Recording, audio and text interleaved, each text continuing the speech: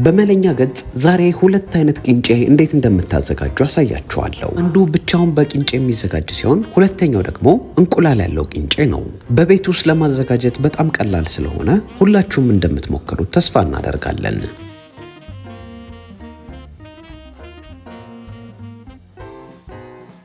የዛሬውን ቂንጬ ለማዘጋጀት የምንጠቀመው የአጃ ቂንጬ ነው። ይህን የአጃ ቂንጬ በርካሽ መግዛት ለምትፈልጉ መርካቶ እንደ ልብ ታገኙታላችሁ። አስቀድማችሁ ሰፋ ያለ ጎድጓዳ ሳህን ላይ 200 ግራም ቂንጬ ትቀንሳላችሁ።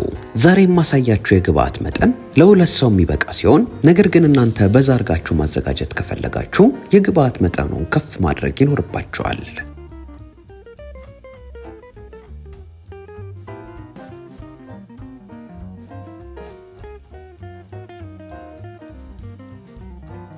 የምትፈልጉትን ያህል ቂንጬ ጎድጓዳ ሳህን ውስጥ ከቀነሳችሁ በኋላ ቀዝቃዛ ውሃ ጨምራችሁበት ለቅለቅ ታደርጉታላችሁ።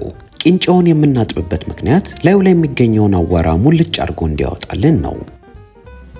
ይህንንም ሂደት ንጹህ ውሃ እስኪያወጣ ድረስ ደጋግማችሁ ማጠብ ይኖርባችኋል። ነገር ግን ፈጽሞ በእጃችሁ እየተጫናችሁ ማሸት የለባችሁም። ከእናንተ የሚጠበቀው ቶሎ ቶሎ ውሃውን እየቀየራችሁ ማጠብ ብቻ ነው። በተጨማሪ ቂንጬ ያልተለቀመ የገዛችሁ ከሆነ ሰፋ ያለ ትሪ ላይ ዘርጋ አድርጋችሁት መልቀም ትችላላችሁ። ቂንጬው ምስሉ ላይ እንደምትመለከቱት 3 ጊዜ ውሃውን እየቀየርኩ ካጠብኩት በኋላ ንጹህ ሆኖልኛል። አሁን ደግሞ ቂንጬውን እንቀቅለዋለን። ቂንጬውን ለመቀቀል ሰፋ ያለ ድስት ላይ ትገለብጡታላችሁ። ቂንጬው ላይ ውሃ ዘለግ አድርጋችሁ ትጨምሩና ላዩ ላይ 1 የሾርባ ማንኪያ ዘይትና የምትፈልጉትን ያህል ጨው ጨምራችሁ ትቀቅሉታላችሁ። ቂንጬውን ስንቀቅሉት አንድ ማድረግ የሌለባችሁ ነገር ድስቱን መክደን ነው። ድስቱን ከከደናችሁት ሊገነፍልባችሁና ድስቱንና ምድጃውን ሊያበላሽባችሁ ስለሚችል ቂንጬ ሲቀቀል ፈጽሞ መከደን የለበትም። ቂንጬውን ለ30 ደቂቃ ያህል ውሃውን እስኪጨርስ ድረስ ትቀቅሉታላችሁ። መብሰል አለመብሰሉን ለመለየት ልክ ምስሉ ላይ በምትመለከቱት መሰረት እጃችሁ ላይ አርጋችሁ ስደፈጥጡት በቀላሉ የሚደፈጥጥላችሁ ከሆነ በስሏል ማለት ነው። ካልበሰለ ደግሞ ልክ እኔ እንደማደርገው ከላይ የፈላ ውሃ ትጨምሩበታላችሁ። የፈላ ውሃውን ስትጨምሩት አንድ ቦታ ብቻ ሳይሆን ዙሪያውን መጨመር ይኖርባችኋል። አሁን ቂንጬው ውሃውን ጨርሶ ቆንጆ ሆኖ በስሎልናል። ቂንጬውን ከእሳቱ ላይ ታወርዱትና ሳከድኑት እንፋሎቱ ሙሉ ለሙሉ እንዲወጣ ንጹህ ቦታ ታስቀምጡታላችሁ። ቂንጬው እስኪቀዘቅዝ ድረስ እንቁላልና ቁሌታችንን እናዘጋጃለን። እንቁላሉን ለማዘጋጀት 2 እንቁላል፣ 1 ቁንጥር ጨውና ቁንዶ በርበሬ፣ 2 የሾርባ ማንኪያ ወተት አድርጋችሁ በደንብ አድርጋችሁ ትመቱታላችሁ። ከዛ መጥበሻ ላይ ዘይት አድርጋችሁ እንቁላሉን ጨምራችሁ በደንብ ትጠብሱታላችሁ። እንቁላሉ በደንብ ፍርፍር እንዲልላችሁ ማማሲያውን በመጠቀም በክብ ታማስሉታላችሁ። አሁን እንቁላሉ ዝግጁ ሆኖልናል። ቁሌቱን ደግሞ እናዘጋጃለን። መጥበሻ ላይ 2 ራስ ደቆ የተከተፈ ሽንኩርት ትጨምራላችሁ። ከዛ የተወሰነ ውሃ አርጋችሁበት ከድናችሁ ለተወሰነ ደቂቃ በእንፋሎት ታበስሉታላችሁ።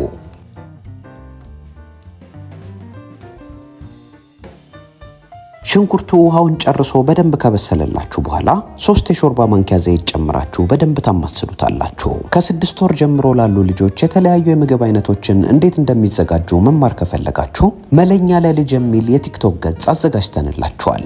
እሱን ገጽ በመከተል ለልጆቻችሁ ምግብ እንዴት ማዘጋጀት እንዳለባችሁ መማር ትችላላችሁ።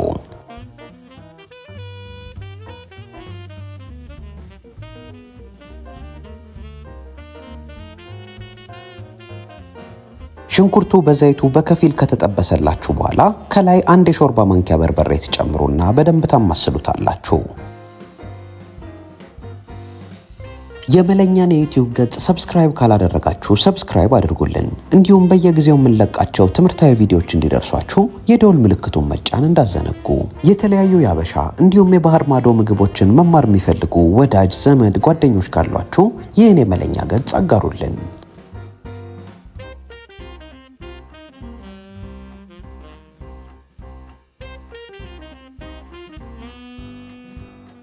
ሽንኩርቱ ላይ በርበሬያችሁን ከጨመራችሁ በኋላ የምድጃችሁን የሙቀት መጠን ዝቅተኛ ላይ ማድረግ እንዳትዘነጉ። ሽንኩርቱን ከበርበሬው ጋር በደንብ ከቀላቀላችሁ በኋላ ቁሌቱ በተወሰነ መልኩ ላላ እንዲለላችሁ የፈላ ውሃ ከላይ ጠብ እያረጋችሁ አማስሉት። አሁን አንድ የሾርባ ማንኪያ የተነጠረ ብስል ቅቤ ከላይ ትጨምራላችሁ። የጾም እንዲሆን ከፈለጋችሁ ግን እዚህ ጋር ቅቤውን መጨመር የለባችሁም።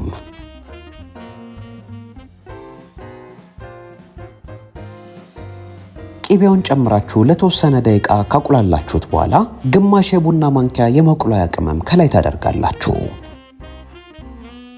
የማቁላያ ቅመሙን ከጨመራችሁ በኋላ የምድጃችሁ የሙቀት መጠን እዛው ዝቅተኛ ላይ እንዳለ በደንብ ታማስሉታላችሁ።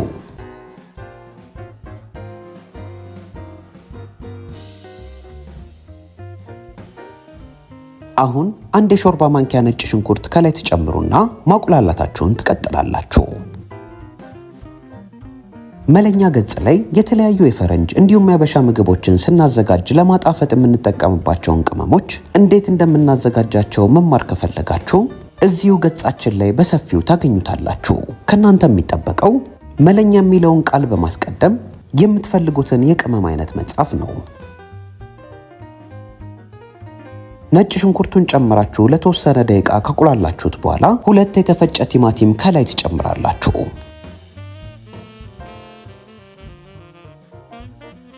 ቲማቲሙን ከጨመራችሁ በኋላ ከቁሌቱ ጋር በደንብ አድርጋችሁ ታዋህዱታላችሁ።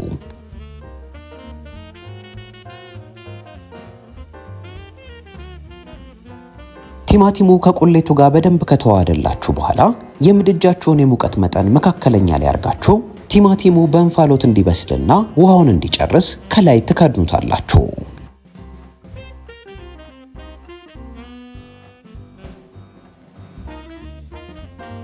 ቲማቲሙን ከጨመራችሁ በኋላ በተወሰነ ደቂቃ ልዩነት መጥበሻውን እየከፈታችሁ ማማሰል እንዳዘነጉ። መለኛ ላይ ተመልክታችሁ በቤት ውስጥ የሞከራችሁት ማንኛውም የምግብ እንዲሁም የመጠጥ አይነት ካለ የመለኛ የቴሌግራም ግሩፕ ላይ ፎቶ እንዲሁም ቪዲዮ እያነሳችሁ ላኩልን። የላካችሁት የምግብ አይነት ላይ ሐሳብ እንዲሁም ማስተያየት ካለን እንሰጥበታለን። ቴሌግራም ላይ መለኛ ግሩፕ በሚል የመጠቀሚያ ስም ታገኙናላችሁ። ታዲያ እዚህ ግሩፕ ላይ መላክ ያለባችሁ ፎቶ ከዚህ በፊት በመለኛ ገጽ ያሳየናችሁ ብቻ መሆን አለበት። እኛ ያላሳየናችሁ የምግብ አይነት ላይ ሐሳብ እንዲሁም ማስተያየት መስጠት አንችልም። ቲማቲሙ በደንብ በስሎ ውሃውን ከጨረሰ በኋላ ግማሽ የቡና ማንኪያ ኮረሪማ ከላይ ትጨምራላችሁ። ይህን ምግብ ለጾም የምታዘጋጁት ከሆነ የኮረሪማውን መጠን ከፍ ማድረግ ትችላላችሁ። ነገር ግን ቅቤ የምትጠቀሙ ከሆነ ቅቤ ውስጥ ኮረሪማ ስላለ እዚህ ጋር ማብዛት አይጠበቅባችሁም። የኮረሪማ ቅመም እንዴት እንደሚዘጋጅ መማር ከፈለጋችሁ እሱንም እዚሁ ገጻችን ላይ ታገኙታላችሁ። መለኛ የሚለውን ቃል በማስቀደም ኮረሪማ የሚለውን ቃል በማስከተል የኮረሪማ ቅመሙን እንዴት ማዘጋጀት እንደምትችሉ ቪዲዮውን በቀላሉ ማግኘት ትችላላችሁ።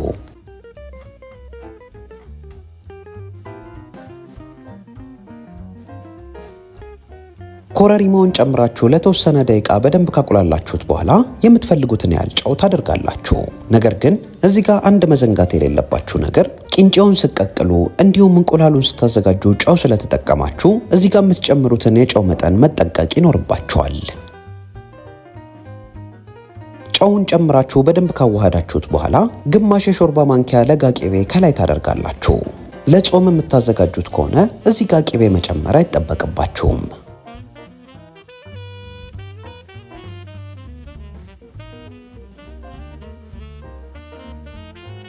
አሁን የቂንጬው ቁሌት ዝግጁ ሆኖልናል።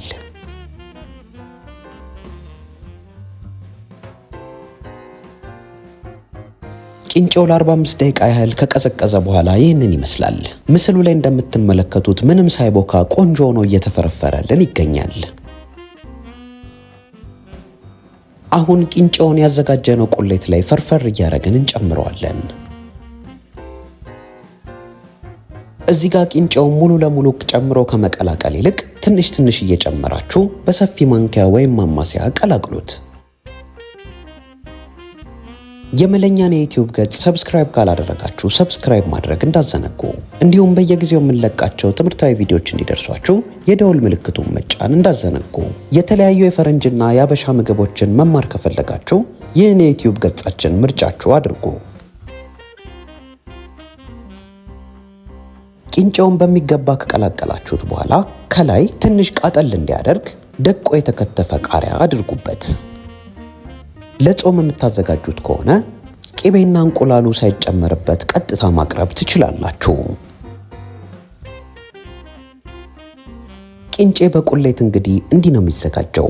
በመለኛ ገጽ ሌላ እንድናሳያችሁ የምትፈልጉት ማንኛውም የምግብ እንዲሁም የመጠጥ አይነት ካለ እንደተለመደው አስተያየት መጻፊያው ላይ ጻፉልን።